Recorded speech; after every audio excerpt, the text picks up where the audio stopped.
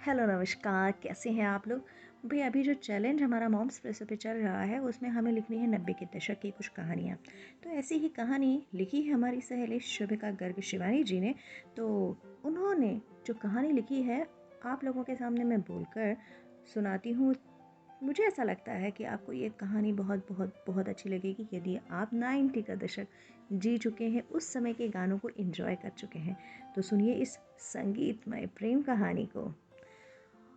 ओ हरे दुपट्टे वाली सीधी सादी भोली भाली जानम रुक जाना। कॉलेज के गेट में प्रवेश किया ही था कि कानों में यह गाना पढ़ते ही राधिका को गुस्सा आ गया। 3 लड़कियों के बीच उसी ने तो हरा दुपट्टा डाला हुआ था।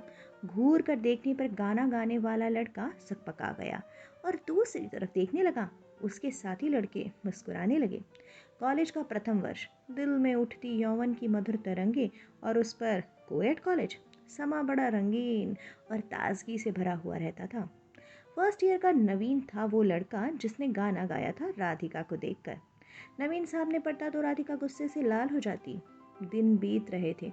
नवंबर में कॉलेज की तरफ से पिकनिक का आयोजन हुआ। मौज मस्ती के बीच सभी अपनी कलाओं का प्रदर्शन कर रहे थे। दोस्तों के बोलने पर नवीन गाना गाने लगा। जिसे देख मेरा दिल धड़का, मेरी आँख फड़कती है, कोई जन्नत की वो हूर नहीं, मेरे कॉलेज की एक लड़की है। ज़ाहिर है ये गाना नवीन ने राधिका के लिए ही गाया था। सहेलियां राधिका को नवीन का नाम लेकर छेड़ने लगी तो उसने मुंह फुलाकर सबको झड़क दिया। मैं कॉलेज पढ़ने के लिए आई हूँ, यह सब ऊट पटांग बातें करने के लिए नहीं।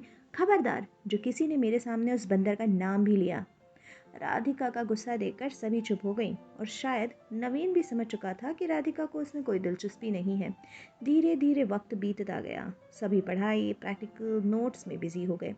राधिका और नवीन कभी कभी आमने सामने से टकरा जाते तो दोनों ही मुंह फेर कर आगे बढ़ जाते। ग्रेजुएशन के बाद सब अलग अलग हो गए। राधिका भी दूसरे शहर चली गई पीजी करने।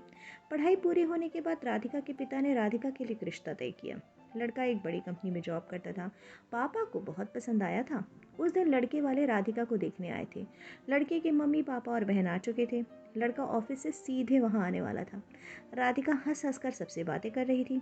इतने में लड़के के आने की आहट आई। राधिका चुप होकर खड़ी हो गई।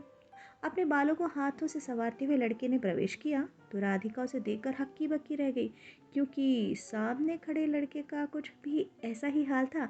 लड़का नवीन था जो अब हैंडसम स्मार्ट बंदा बन चुका था।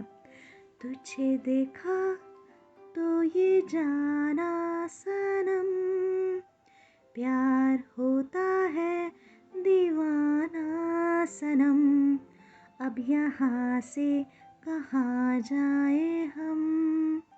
जी हाँ, दोनों के कानों में यही गाना गूंज उठा। एक दूसरे को देखकर दोनों के चेहरों पर अनायासी मुस्कान खेल उठी। तुम दोनों एक दूसरे को जानते हो? घर वालों ने पूछा। झिझकते हुए दोनों ने ही बताया कि वे साथ ही कॉलेज पढ़ते थे। आज तो कमाल ही हो गया। राधिका के मन में पहली बार नवीन को देखकर हलचल सी मच गई और उसका दिल गाने का हुआ। कौन सा मालूम है? दिल है कि मानता नहीं, ये बेकरारी क्यों हो रही है, ये जानता ही नहीं।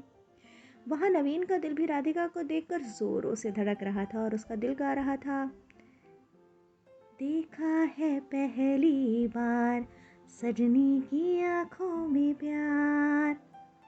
अब तो राधिका और नवीन के मधुर मिलन में कोई बाधा ही नहीं थी। दोनों परिवारों की सहमति से राधिका और नवीन का रिश्ता पक्का हो गया।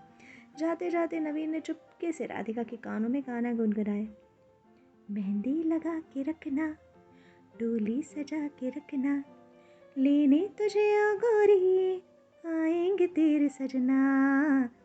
अब की बार राधिका के चेहरे पर गुस्सा नहीं, शर्म हया की लाली छा गई थी। धूमधाम से राधिका और नवीन की शादी हुई। दोनों ने हमेशा के लिए एक दूसरे के हो गए। शादी के बाद प्रथम मिलन की रात्रि में राधिका कमरे में घूंघट ओढ़े बैठी थी। नवीन का इंतजार कर रही थी।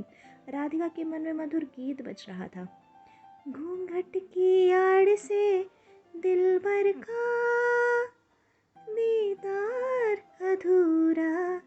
रहता है, जब तक ना पड़े साजन की नज़र, सिंगार अधूरा रहता है। थोड़ी देर के बाद नवीन ने सजे धजे कमरे में प्रवेश किया और राधिका के पास आकर बैठ गया। राधिका घूंघट में सिर छुपाए बैठी थी। नवीन ने हौले से राधिका का घूंघट उठाया और उसके सुंदर रूप को देखकर मानो खो सा गया और गाने लगा, तू मेरे सामने मैं तेरे सामने, तुझको देखूं के प्यार करूं, टूट के मैं चूर हो गई, तेरी जिद से मजबूर हो गई। गाते हुए राधिका शर्मा कर अपने पिया के सीने से लग गई। नवीन ने भी अपनी सजनी को बड़े प्यार से अपनी बाहों के मजबूत घेरे में कैद कर लिया, हमेशा हमेशा के लिए। दोस्तों, अगर आप 90 के दशक के रेडियो सुनने के प्रेमी रहे हैं तो आपने भी रेडियो पर गीतों भरी कहानियाँ ज़रूर सुनी होगी।